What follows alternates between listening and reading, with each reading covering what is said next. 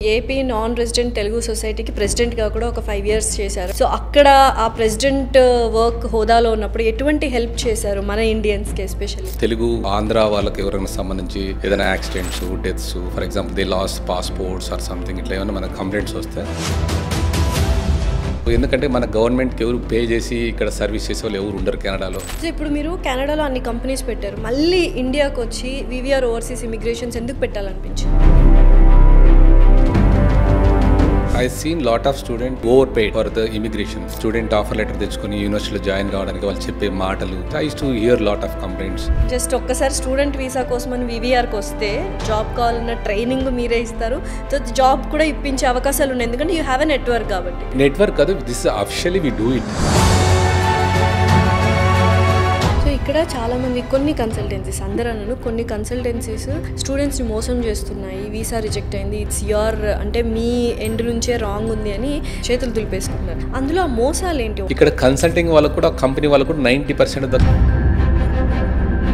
they want to get the offer letter, they contact third party and they get the offer and they do it. ఇండియాలో కానీ అబ్రాడ్లో కానీ ఒక saturation point అంటే peak level of salary వాళ్ళు తీసుకున్నారు, annual income అనుకుంటే ఇంక అక్కడితో దే విల్ స్టాప్ ఇట్ అంట. అది నిజమేనా? If you are creating a value for any company, they always will be paying you.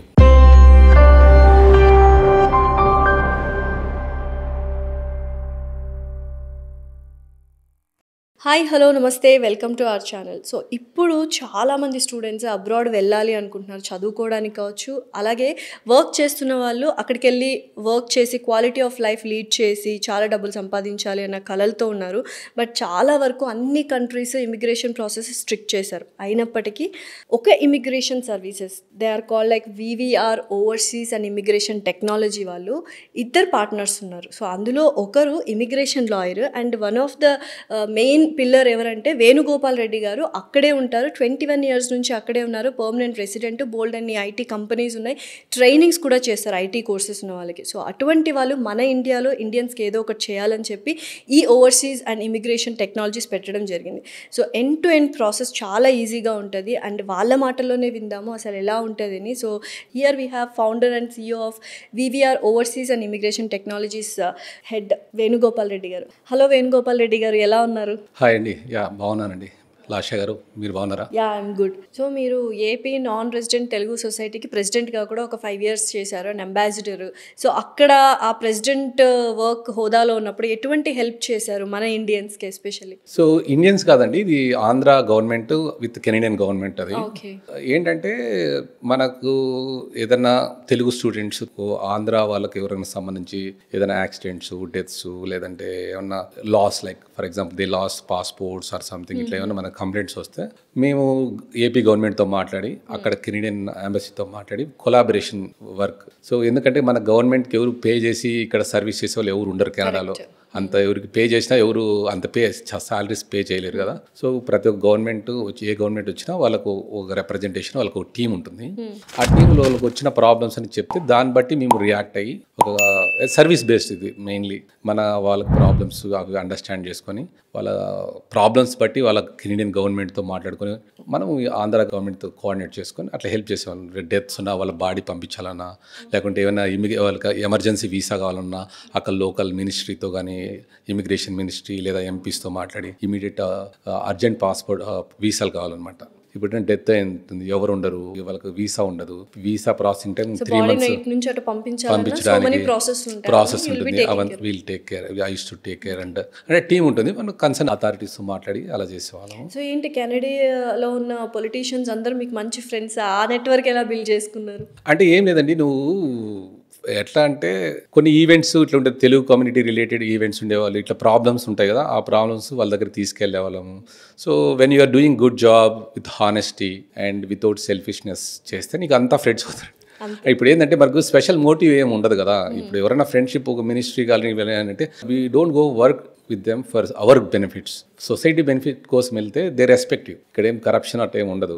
So they know ఈ came for the purpose, not for his own purpose, service కదా. So they respect అట్లా అంతా. Being NRI and also permanent residents of Canada, మీకు ఇండియాలో ఉండడం ఇష్టమా, కెనడాలో ఉండడం ఇష్టమా? అంటే దేని బెనిఫిట్స్ దానికి ఉన్నాయండి.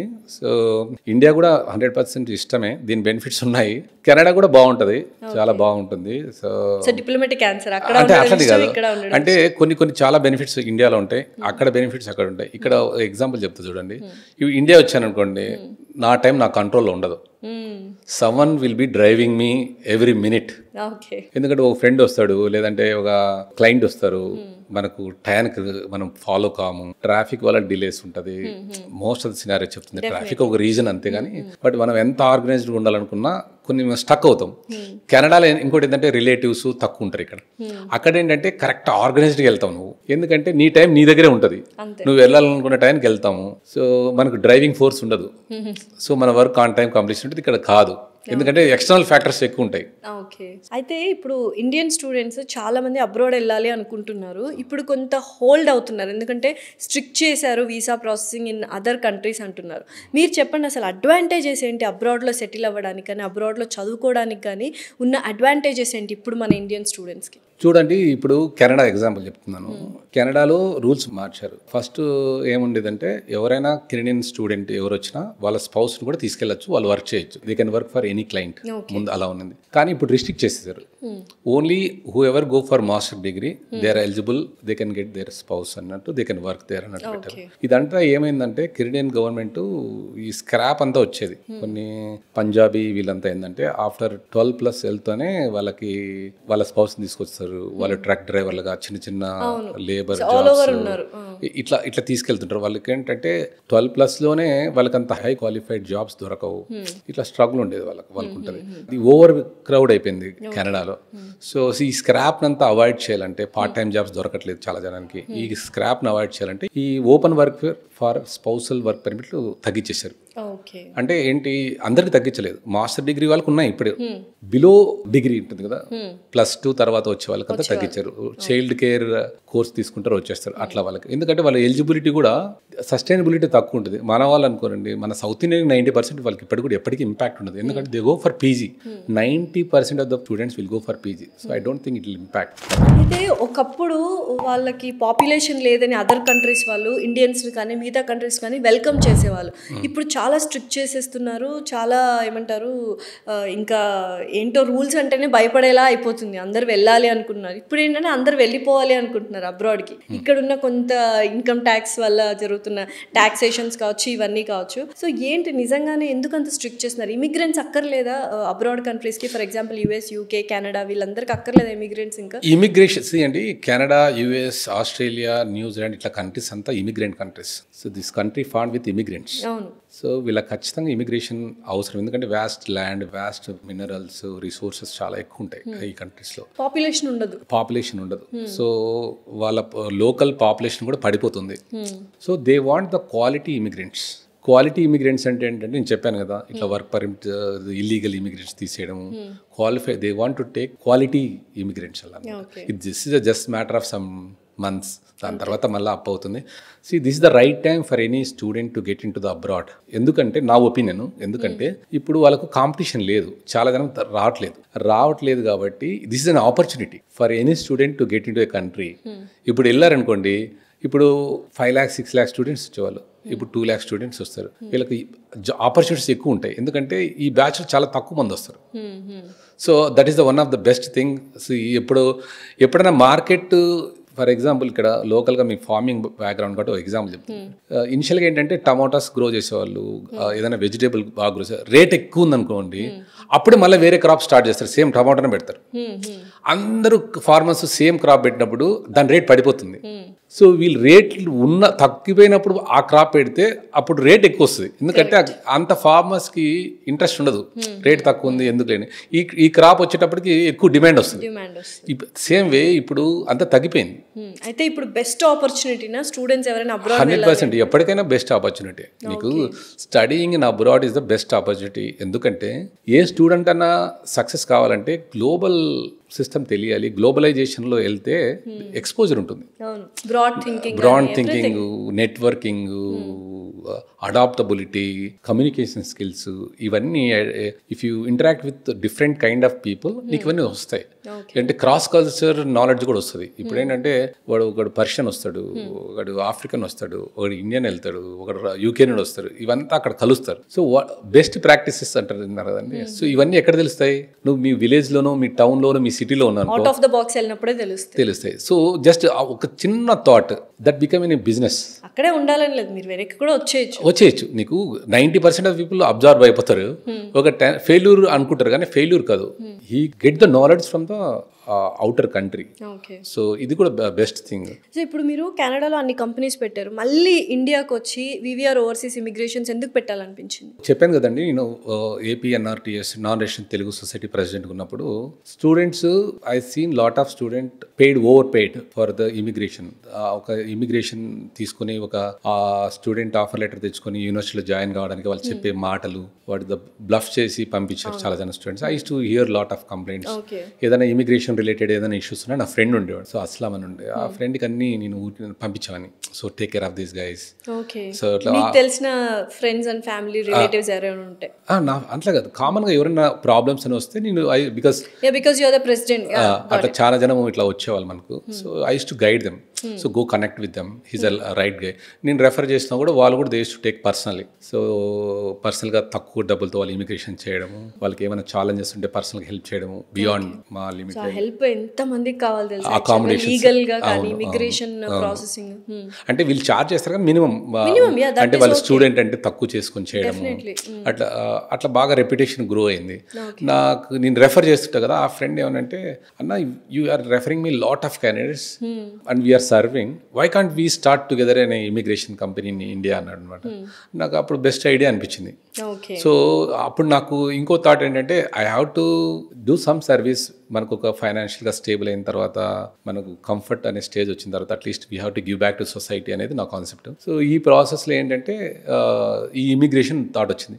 ఎందుకంటే నేను అక్కడ కెనడాలో lot of people come with problems. When I here mostly lot of people from Hyderabad, Vizag, Guntur, Vijayawada, అది తిరుపతికి లిటిల్ బిట్ ఓవర్సీస్ స్టూడెంట్స్ కానీ వీళ్ళు ఎక్కువ వస్తారు అనమాట. I used to feel bad. I'm from Andhra and from Rayalaseema. Lot of people they are very good skilled, but why they are not able to come for abroad studies అనేది ఒక కొద్దిగా రాయలసీమ అంటే కొద్దిగా backward area. So at least if we start, at least we can encourage lot of students from Rayalaseema zone and across and we can give the best services kada. So adi uddeshanto we start chesam. This mainly for motive service based we start chesam, but at the end we also make money, no doubt, but quality service we want to provide with the minimum expenses anattu. Okay, so em chestuntaru VVR immigrations and overseas lo meeru what and all works you are doing? Work permits, student permits, visas ivanni chestuntaru. So మేము ఏంటంటే overall వచ్చి all country immigration చేస్తాం. Student all countries, not only Canada, all countries. ఏ కంట్రీకి వెళ్ళాలంటే with quality service. అంటే I'm a citizen of Canada, so I can go to any country and get the types from all the universities. Main అదే advantage నాకు. ఏ కంట్రీకి అని వెళ్తే మనకు వితౌట్ వీసా వెళ్ళి వాళ్ళతో మీట్ అయ్యి అట్లా we have very good relations with lot of university across the world అనమాట.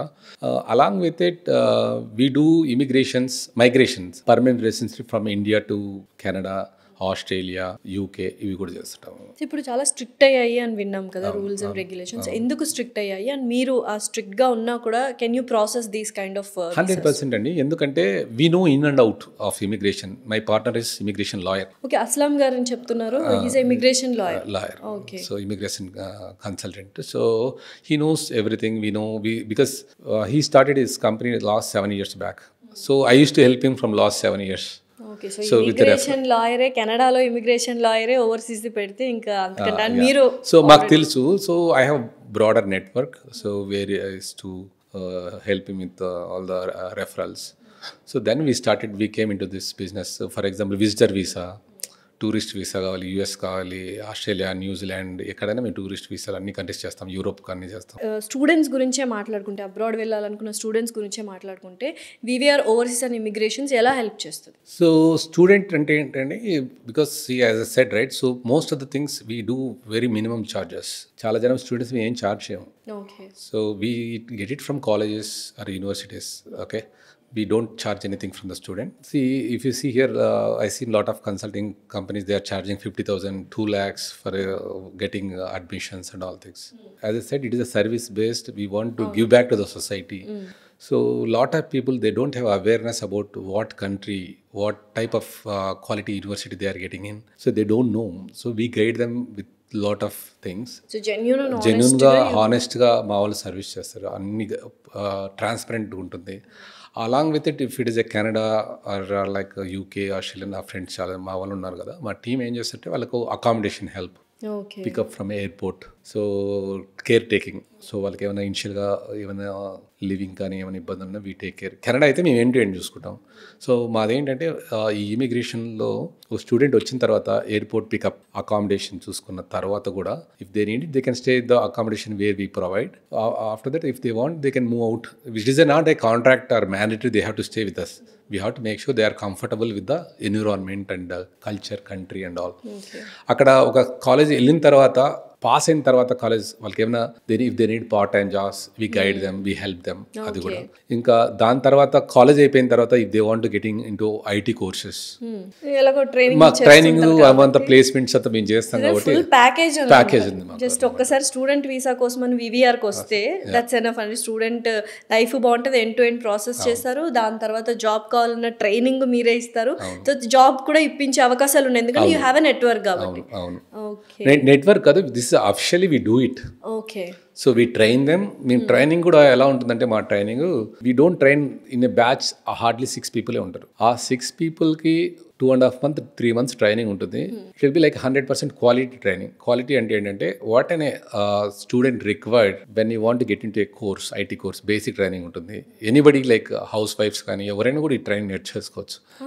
అవును, ఎలిజిబిలిటీ టు వర్క్ అనేది ఎలిజిబిలిటీ అంటే we make sure they learn this IT training, maybe service now, cyber security, AML, ఇవంతా basic level training ఇచ్చేసి మళ్ళీ we get them in to those courses.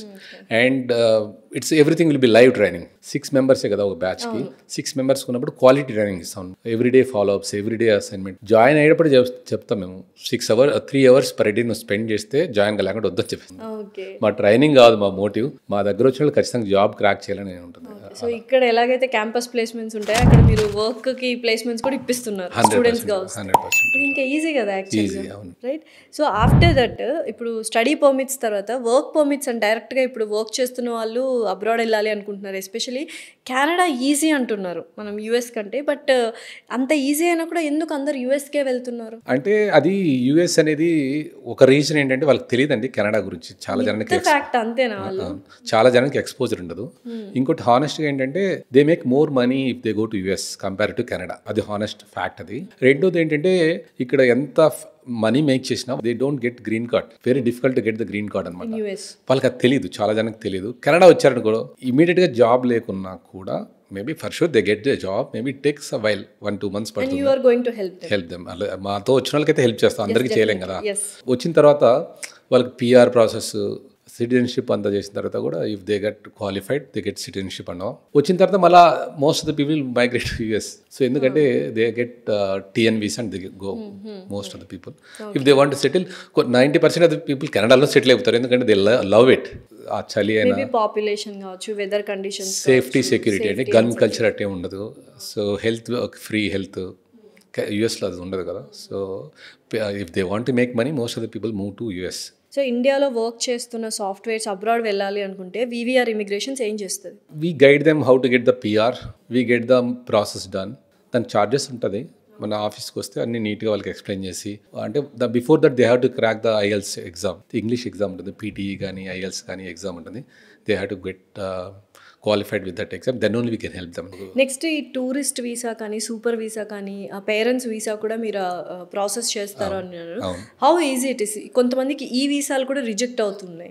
So ఎలాగో మీరు and అక్కడే సెటిల్డ్ కాబట్టి and you know the networking కాబట్టి and Aslam గారు immigration lawyer కాబట్టి, is it easy for you guys?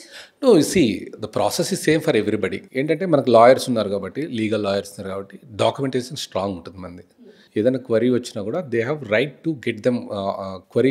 వాళ్ళు తెలుసుకొని దాని రిక్వైర్డ్ డాక్యుమెంట్స్ పెట్టి మళ్ళీ రీఅప్లై చేస్తారు. 99% ఆఫ్ ద ఛాన్సెస్ మా దగ్గర ఫెయిల్యూర్ లేదు.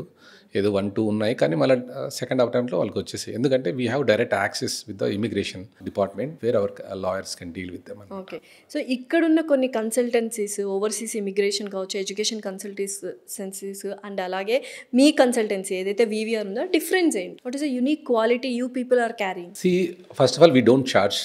సర్వీస్ చార్జ్ ఫ్రీనా? సర్వీస్ చార్జ్ ఫ్రీ ఓ అండి. మై గాడ్, అది మీకు ఎలా వర్కౌట్ అవుతుంది? అంటే we make money from the universities. All the consultants same, but they'll be overcharged because these people also will charge with them. Students తో charge చేస్తారు, అలాగే యూనివర్సిటీ వాళ్ళతో చార్జ్ చేస్తారు. బట్ మన వీవీఆర్ మాత్రం వి చార్జ్ ఓన్లీ ఫ్రమ్. అదొకటి. ఒక స్టూడెంట్ వచ్చిన తర్వాత we take care of them.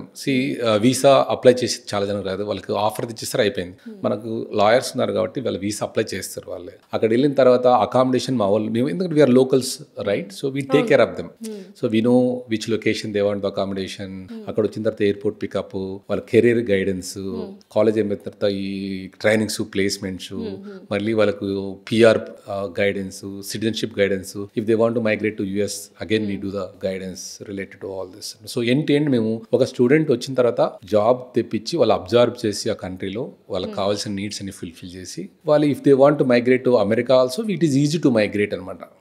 So ఇవంతా we take. So that is the main difference right. So nobody can do this. So ఇక్కడ చాలా మంది కొన్ని కన్సల్టెన్సీస్, అందరూ కొన్ని కన్సల్టెన్సీస్ స్టూడెంట్స్ని మోసం చేస్తున్నాయి, వీసా రిజెక్ట్ అయింది, ఇట్స్ యువర్ అంటే మీ ఎండ్ నుంచే రాంగ్ ఉంది అని దులిపేసుకుంటున్నారు, చేతులు దులిపేసుకుంటున్నారు.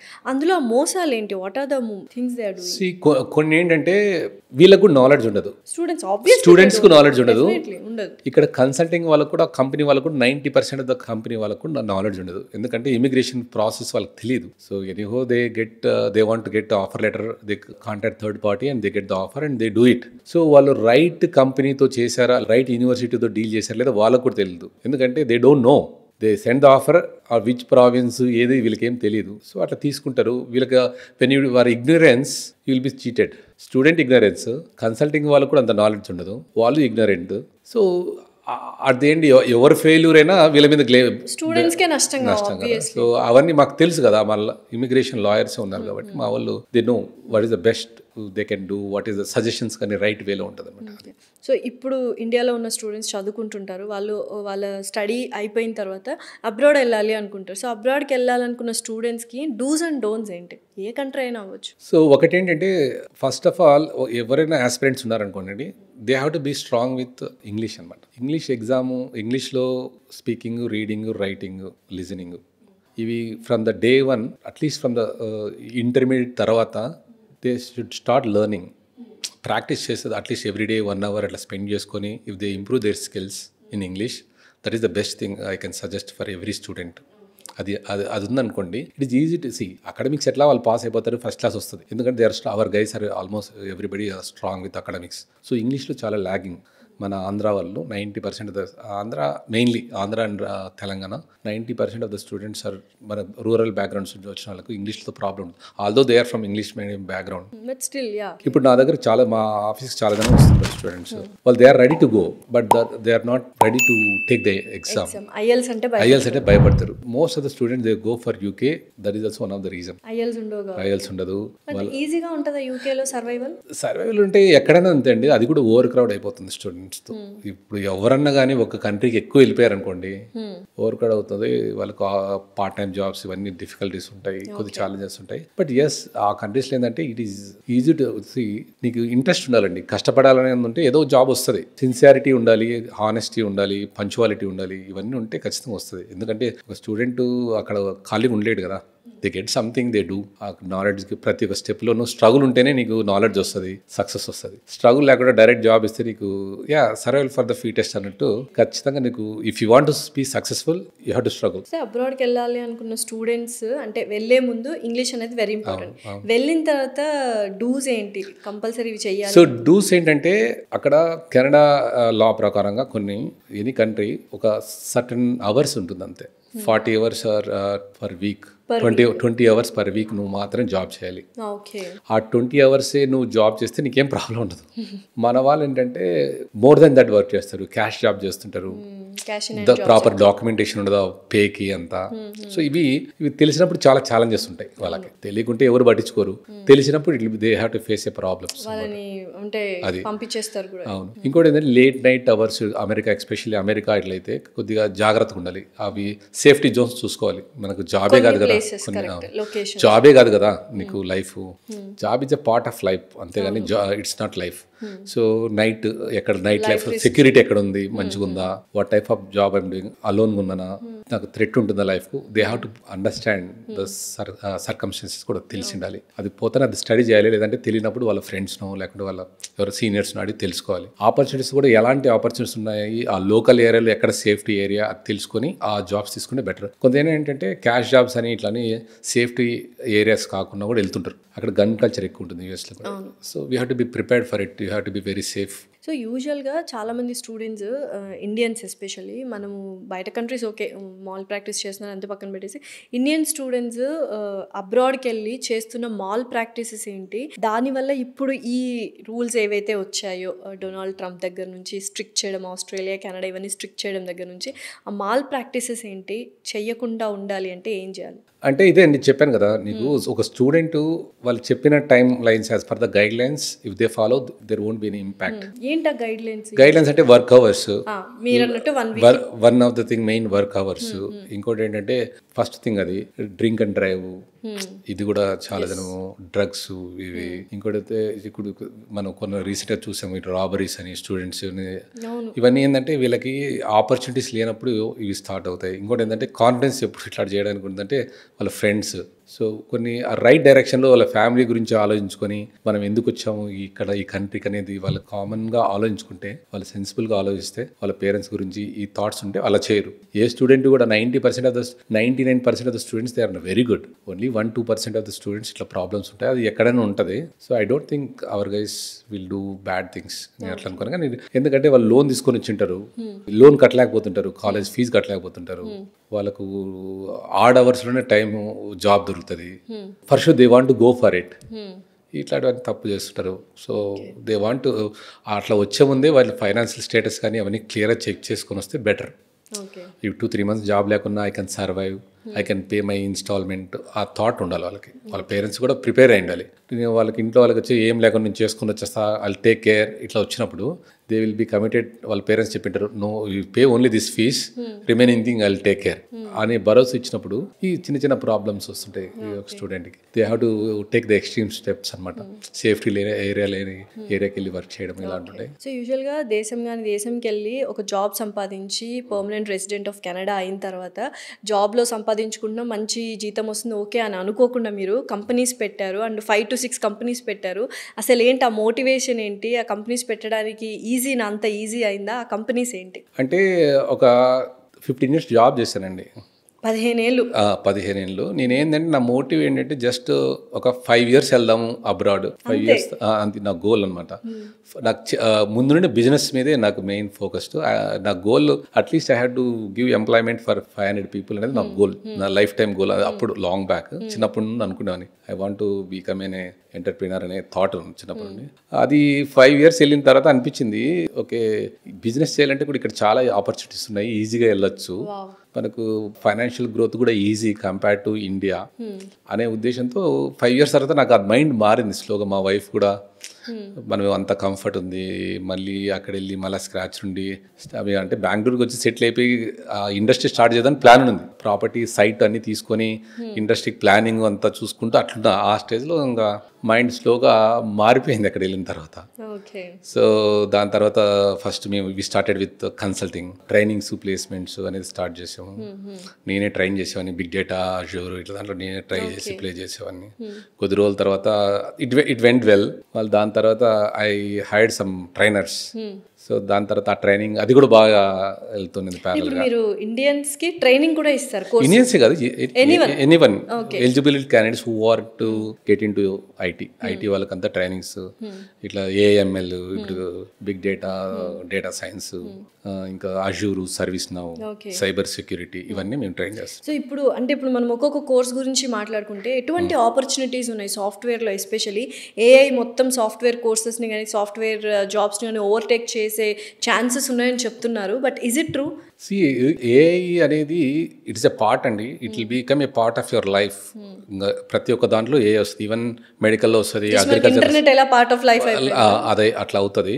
So it doesn't mean that AI will take over all IT jobs, no, because it will create more IT jobs. Okay. ఎందుకంటే ప్రతి ఒక్క దగ్గర ఆటోమేషన్ స్టార్ట్ అవుతుంది, predictive analysis. So artificial intelligence అంటే ఏంటంటే ఇప్పుడు ప్రీవియస్గా ఫార్మింగ్లో ఏమన్నా crop, for example sorting, Apple ఉంది, యాపిల్ ప్యాకింగ్ చేయాలి. యాపిల్ ప్యాకింగ్ చేయాలంటే సైజ్ బట్టి నీకు రేట్ ఉంటుంది కదా, నీకు కలర్ బట్టి నీకు ఏ కలర్కు యాపిల్స్ ఉంటాయి.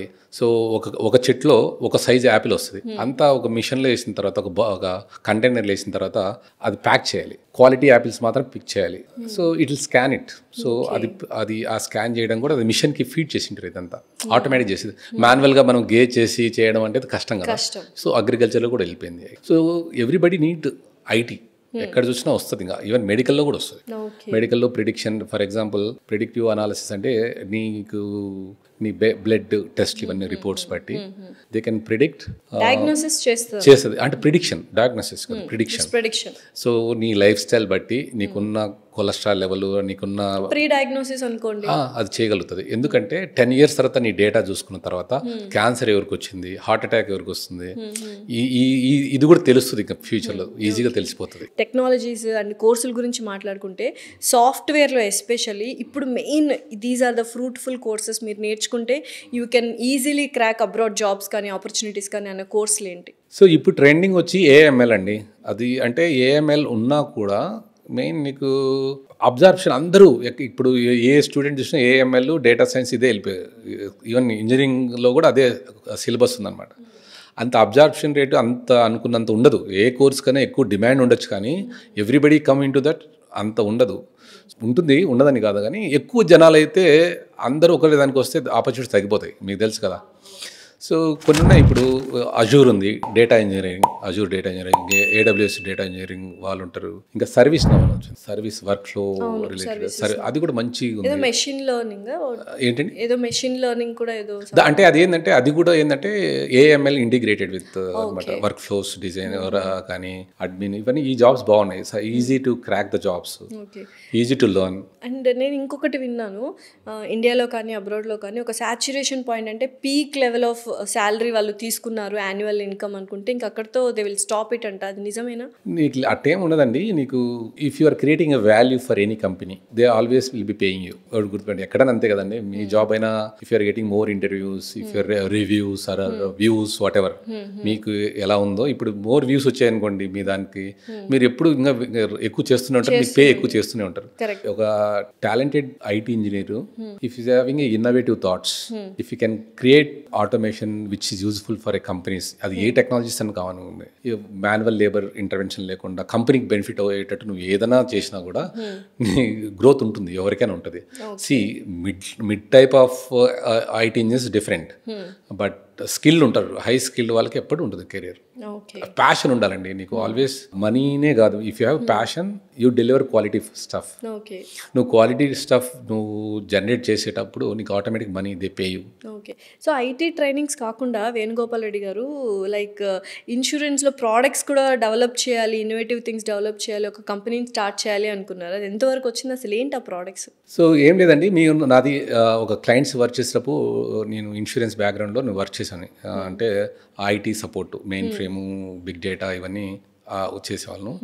నాకు 2-3 మేనేజర్లు ఉండే, సీనియర్ మేనేజర్లు, very senior people. They use to work for MNCs and they are very top notch guys. They know end to end system, how insurance company requirements అన్నీ తెలుసు, వాళ్ళ ఛాలెంజెస్ అన్నీ తెలుసు. సో నేను నా సూపర్ బాస్ ఉండేవాళ్ళు 2-3, వాళ్ళు కలిసి ప్రపోజ్ చేస్తాను, నేనే ఐడియా వాళ్ళకి. సో మీకు ఈ స్కిల్ ఉంది, I have a talent, I can deliver whatever the quality product we want, ఈ టెక్నాలజీని నేను డెలివర్ చేయగలుగుతాను. I want your knowledge. So you be back and I will take care of deliverables. అని చెప్తే వాళ్ళకి time పట్టింది 3-4 years పట్టింది వాళ్ళకి కన్విన్స్ చేయడానికి. సో మారుమూల గ్రామం నుంచి వచ్చి ఫార్మర్ ఫ్యామిలీ బ్యాక్గ్రౌండ్ మీది అండ్ కెనడా వెళ్ళి 21 years అయింది. అక్కడ ఐటీలో జాబే కాకుండా ఐటీలో బోల్డ్ అన్ని కంపెనీస్ పెట్టి ఇప్పుడు ఇండియాకి వచ్చి ఓవర్సీస్ ఇమిగ్రేషన్ కంపెనీ కూడా పెట్టారు, VVR technologies and VVR immigrations overseas అని. సో ఏంటి ఇంత లాంగ్ జర్నీలో ఆటుపోట్లు ఉంటాయి, అప్స్ అండ్ డౌన్స్ ఉంటాయి, సక్సెస్లు ఉంటాయి, ఫెయిల్యూర్స్ ఉంటాయి. Is it A easy job? ఈ 21 years ఎలా ఉన్నింది మీకు? ఈజీ అంటే ఈజీ అండి, ఎందుకంటే మాది రిమోట్ విలేజ్ 100%. అక్కడ ఎడ్యుకేషన్కి అంత యాక్సెస్ ఉండేది కాదు. సో నేను మా ఇంట్లో లాస్ట్ చైల్డ్. అయితే మా parents they are okay, financial well doing family. మా మదర్కి మా ఈ సన్నన్న కనీసం మంచి స్కూల్లో చదివించాలి అనేది వాళ్ళకి థాట్ అనమాట. ఎలిమెంటరీ స్కూల్ ఉంది అంతే మా ఊర్లో. సో 10th 7th 8th అది లేదు. సో చిన్నప్పుడే నన్ను సెంట్రల్ స్కూల్ వేసేసి residential school at the age of 4 years హాస్టల్లో అనమాట.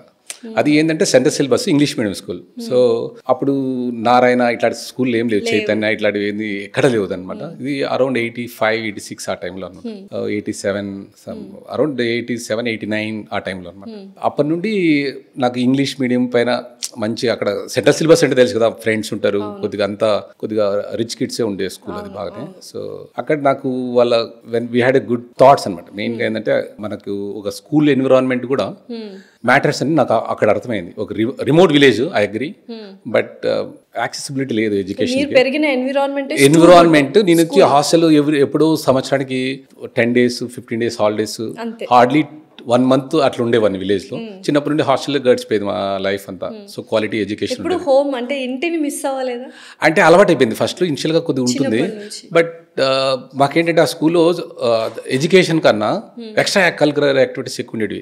గేమ్స్ అని, ఇట్లా ఆర్ట్ క్రాఫ్ట్స్ అని, నీకు న్యూస్ మీకు తెలుసు కదా, అప్పుడు చాలా నాట్ దే ప్యాషన్తో డ్రైవ్, వాళ్ళకి ఇంట్రెస్ట్ అనమాట స్కూల్ నడిపించే వాళ్ళు కూడా. సో వాళ్ళు ఇష్టంతో చేశారు కదా స్కూల్ కూడా. సో మాకు కూడా చాలా ఇష్టంగా ఉండేవాళ్ళు మా స్కూల్లో. ఆ ఏజ్ లోనే నేను అబ్రాడ్ వెళ్ళాలి అన్న ఆలోచన, కళ ఉన్నిందా మీకు? లేదు, మాకు 10th ఇంటర్ వరకు నాకు అట్లా థాట్ లేదు అబ్రాడ్ వెళ్ళాలని. కానీ ఏంటంటే నా స్కూల్ మేట్స్ ఏంటంటే నాకు గుడ్ స్కిల్ ఏంటంటే నేను చిన్నప్పుడు ఫ్రెండ్స్ కూడా నేను బాగా టచ్లో ఉంటాను అందరికి. ఎల్కేజీ ఫ్రెండ్ కూడా నాకు యాజ్ ఆఫ్ టుడే కూడా బెస్ట్ ఫ్రెండ్ అనమాట. యూఎస్లో నెట్ అంటే ఏంటంటే నాకు వాళ్ళే అనమాట, చిన్నప్పటి నుండి పెరిగినాం కదా. మా ఊర్లో వాళ్ళకన్నా వాళ్ళే ఫ్రెండ్స్, నాకు స్కూల్ ఫ్రెండ్స్ ఎక్కువ క్లోజ్నెస్. మా సిబ్లింగ్స్ కన్నా చెప్తే మా అన్న వాళ్ళతో నా ఫ్రెండ్స్ తో ఎక్కువ స్పెండ్ చేసిన టైం. అంత సెంట్రల్ సిలబస్ కాబట్టి వాళ్ళ పేరెంట్స్ కూడా ఆల్రెడీ ఎడ్యుకేటెడ్ పేరెంట్స్ ఉంటారు, వచ్చే కిడ్స్ పేరెంట్స్ అంతా. సో వాళ్ళు మా ఫ్రెండ్ ఆ కంట్రీ లేడు, ఈ కంట్రీ లేడు అంటే మనకు ఆటోమేటిక్ ఈ థాట్ వచ్చేస్తుంది, మనం కూడా అబ్రాడ్కి వెళ్ళాలి, మనం కూడా స్టడీస్కి వెళ్ళాలి. మా పేరెంట్స్కి అంత నాలెడ్జ్ లేకున్నా నీకు ఫ్రెండ్స్ వస్తుంటారు కదా, కలిసే ఫ్రెండ్స్, ఇదంతా వాడు ఆ కంట్రీకి వెళ్ళాడు, ఈ థాట్స్ వల్ల నాకు కూడా ఖచ్చితంగా ఏదో కంట్రీకి వెళ్ళాలి అనే థాట్ చిన్నప్పుడే వచ్చేసింది. అంటే at the stage of inter ఆ టైంకి వచ్చేసి అర్థమైంది అనమాట. ఓకే, వీ హ్యావ్ టు స్టడీస్లో బాగుండి బయట సెటిల్ అయితేనే మనకు ఈ ప్రాబ్లమ్స్ కానీ ఉన్న విలేజ్ బ్యాక్గ్రౌండ్ నుండి బయటపడాలంటే ఇది ఒక్కటే మెయిన్. అంటే అప్పట్లో అబ్రాడ్ వెళ్ళడం ఈజీనా, ఇప్పుడు అబ్రాడ్ వెళ్ళడం ఈజీనా చదువుకోవడానికి స్టూడెంట్స్కి? నాకు తెలిసి ఇప్పుడే ఈజీ అనిపిస్తుందండి. అవునా? నేను రివర్స్ లో చెప్తారు అనుకున్నా. అసలు ఇది 2000 early 2000s లో నేను అబ్రాడ్ మాస్టర్స్కి వెళ్దామని నా ప్లాన్. మాస్టర్కి వెళ్ళాలంటే నా ప్రాబ్లమ్స్ ఏంటంటే అగ్రికల్చర్ బ్యాక్గ్రౌండ్, మాకేంటంటే కమర్షియల్ ప్లేసెస్ ఎక్కడ లేవు టౌన్ లో. ఒక లోన్ కావాలంటే చాలా సఫర్ అయ్యాను స్టడీస్ కి. ఒక లోన్ రావాలంటే అగ్రికల్చర్ ప్రాపర్టీస్ కి లోనే రాలేదు మీకు అబ్రాడ్ వెళ్ళడానికి అప్పుడు, ఎందుకంటే అంత క్యాష్ పెట్టాలి. ఒక ఫార్మింగ్ వాళ్ళకు ఒక 30 lakhs 40 lakhs పెట్టాలంటే that is big money for them early 2000s లో. సో అందుకని నాకు కొద్దిగా ఛాలెంజ్ అనిపించింది. బట్ ఆఫ్ కోర్స్ మళ్ళీ వీసా కూడా అంత చేసాము, బట్ రిజెక్ట్ అయినది. మళ్ళీ రిజెక్ట్ అయింది. మళ్ళీ ఐటీ కంపెనీలో జాయిన్ అయిన 1 yearకే మళ్ళీ బయట కంట్రీకి వెళ్ళిపోయాను, ఆన్ సైట్ వెళ్ళిపోయాను. ఈ onsite jobs, onsite వెళ్ళడమే ఈజీ అంటారు. అంటే చదువుకోవడానికి వెళ్ళడం కంటే ఆన్ సైట్లో వెళ్తేనే బాగుంటుంది అంటారు ఫారిన్ కంట్రీస్కి. Is it true? నో అండి, I don't agree with it. ఎందుకంటే ఇప్పుడు నా స్కూల్ ఎన్విరాన్మెంట్ నా లైఫ్ మార్చిందని చెప్పా. అఫ్ కోర్స్ మన పేరెంట్స్ ఖచ్చితంగా ఉంటారు, ఆ స్కూల్లో చేర్పించి వాళ్ళ థాట్స్ బట్టే మనం వచ్చాము ఈ స్టేజ్కి 100%. స్కూల్ ఎన్విరాన్మెంట్ ఎలా బ్యాటర్సో కాలేజ్ ఎన్విరాన్మెంట్ కూడా బ్యాటర్స్. ఇప్పుడు ఏదైనా ఒక స్టూడెంట్ బయట కంట్రీస్ వెళ్ళాలన్నప్పుడు అక్కడ చదువుకుంటే అడ్వాంటేజెస్ ఏముంటాయంటే ఎక్స్పోజర్ విత్ గ్లోబల్ కనెక్షన్స్ వస్తాయి, మెయిన్ థింగ్. ఇంకోటి ఏంటంటే adaptability with multi cultured multi countries వాళ్ళ కల్చర్ అంతా తెలుస్తుంది, ఓకే నెట్వర్కింగ్ ఉంటుంది. What is the best we can do here, what is the best we can take from here and we can implement in our country or home ప్లేస్లో ఏం చేయగలుగుతాం. ఈ thoughts అన్ని ఎక్కడ వస్తాయంటే వెన్ యూ స్టడీ వస్తాయి. Okay so అక్కడ study చేసిన తర్వాత నీకు ఫ్రెండ్స్ ఉంటారు, నీ క్లోజ్ నెట్ సర్కిల్. నువ్వు ఒక కాలేజ్ ఫ్రెండ్ అంటే ఇట్ విల్ బి అక్కడ ఏంటంటే ఎవరు పేరెంట్స్ తక్కువ ఉంటారు, అంత ఇంటర్నేషనల్ స్టూడెంట్స్ డిఫరెంట్ కంట్రీస్ నుండి వస్తారు. సో యుఎస్ వెళ్ళు, కెనడా వెళ్ళు, ఆస్ట్రేలియా వెళ్ళు, ఎక్కడ వెళ్ళినా కూడా మనలో కొద్దిగా రిచ్ కిడ్స్, కొద్దిగా ఆస్పిరెంట్స్ కిడ్స్ మాత్రమే వస్తుంటారు. మోస్ట్ సినారీ 90% సినారియోస్ ఏంటంటే వీళ్ళకు ప్రతి ఒక్క పేరెంట్ కానీ పంపించిన కిడ్ కానీ వచ్చిన కిడ్ కానీ వాళ్ళకి ఏముంటుందంటే they want to achieve something అనే గోల్తోనే వస్తారు. So there is failure cases కూడా ఉంటాయి. ఆ ఫెయిల్యూర్ కేసెస్ కూడా మినిమం ఉంటుంది, కానీ సక్సెస్ రేట్ ఎక్కువ ఉంటుంది. ఒక 80 to 90% సక్సెస్ కిడ్స్ ఉంటారు, సెటిల్ అయ్యే కిడ్స్ ఉంటారు, వాళ్ళు ఎంటర్ప్రినర్స్ అయ్యే పాసిబిలిటీ ఎక్కువ ఉంటుంది. ఎందుకంటే వీళ్ళు అక్కడ ఫ్రమ్ ద డే 1 ఎంటర్ అయిన తర్వాత ఒక స్టడీస్కి వెళ్తే కాలేజ్ ఫీజు కడతారు, లోన్ తీసుకొచ్చి most of the people loan పైన డిపెండ్ అయ్యి వస్తారు. అక్కడ వచ్చిన తర్వాత పార్ట్ టైం జాబ్ చేయాలి, వాళ్ళ ఫుడ్ వాళ్ళే చేసుకోవాలి. మోస్ట్ ఆఫ్ ద సినారియోస్ ఇవి నేను చెప్తుంది. సో వాళ్ళ వర్క్ వాళ్ళు చేసుకోవాలి, టయానికి ఆఫీస్కి వెళ్ళాలి, మళ్ళీ కాలేజ్ వర్క్ ఫినిష్ చేసుకోవాలి, మళ్ళీ ఇండిపెండెంట్ గా ఉండడం ఇన్ ఆల్ ఆస్పెక్ట్స్ తెలుస్తుంది అంటారు. 100%. ఎందుకంటే ఒక పర్సన్ ఆర్గనైజ్డ్గా తయారవుతాడు అక్కడ వాడు కాలేజ్లోనే ఇది వస్తుంది. ఇంకోటి ఏంటంటే అర్నింగ్ కూడా స్టార్ట్ చేస్తాడు కాలేజ్ టైమింగ్లో. అర్నింగ్ స్టార్ట్ చేస్తే వాళ్ళకి ఏంటంటే వాళ్ళ thought okay I have to be at my own way, I can earn. Friends కూడా అక్కడ ఇన్నోవేటివ్ కొన్ని హోటల్స్లో పనిచేస్తారు, కొంచెం గ్యాస్ స్టేషన్లో పనిచేస్తుంటారు, గ్రాసరీ స్టోర్లో పనిచేస్తుంటారు, కొంచెం పార్ట్ టైం ఐటీ జాబ్స్ చేస్తుంటారు.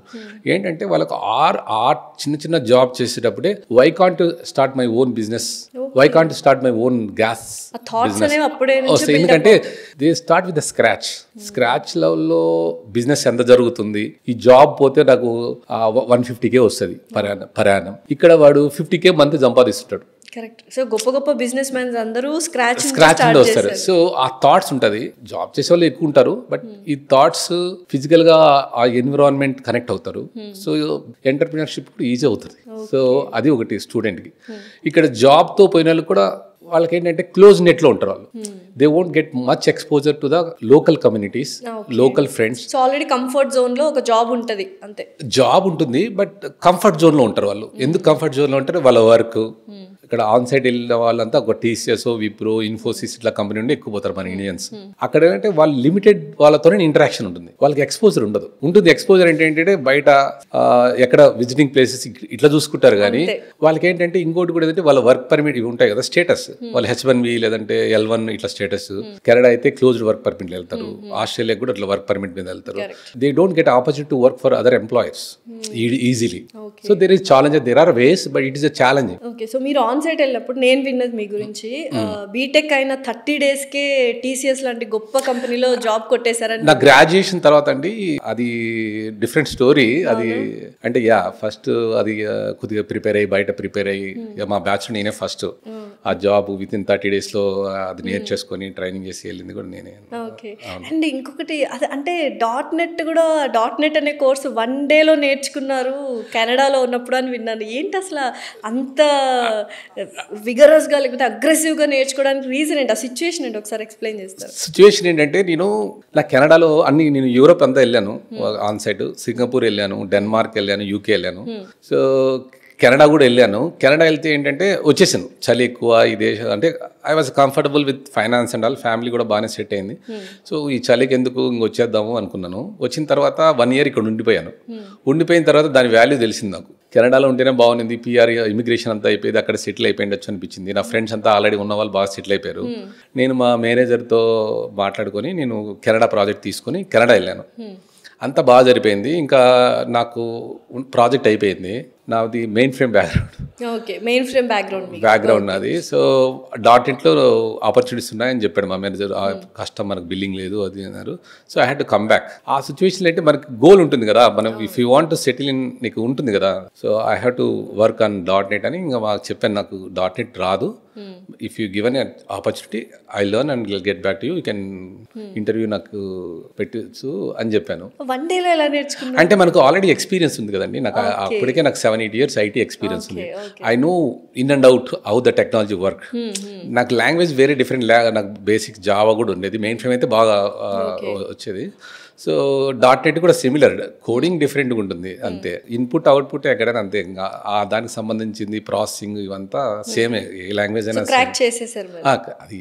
అసలు మాకు ఇప్పుడు సాఫ్ట్వేర్ వాళ్ళు వీళ్ళందరూ స్టూడెంట్స్ అందరూ చూస్తుంటారు, 21 years ఆఫ్ కెరియర్లో ఒక 10 years అయితే అప్డేట్ అవుతూ ఉంటారు, కోర్స్ అప్డేట్ చేసుకుంటూ ఎప్పటికప్పుడు న్యూయర్ టెక్నాలజీస్ నేర్చుకోవడం ఓకే, బట్ ప్రతి ఇంటర్వ్యూ ఎలా క్రాక్ చేశారండి? అంటే నాకు ప్యాషన్ అండి, ఏదన్నా నేను అనుకుంటే చేస్తా, అది ఏం ఛాలెంజింగ్ అని టాస్క్ అని నేను దానికి ఐ ప్రిపేర్డ్ ఫర్ ఇట్. ఇప్పుడు ఇంటర్వ్యూస్ ఎలా క్రాక్ చేస్తారంటే, నాకు ఆల్రెడీ ఎక్స్పీరియన్స్ ఉంది, ఎక్స్పీరియన్స్ ఉన్న తర్వాత I know what exactly the client needs. నా గోల్ ఏంటంటే client what client needs I will be prepared for it. So interview prepare, ఇప్పుడు జావా ఉందండి, జావా అంటే చాలా వ్యాస్ట్ సబ్జెక్ట్, .NET కూడా వ్యాస్ట్ సబ్జెక్ట్.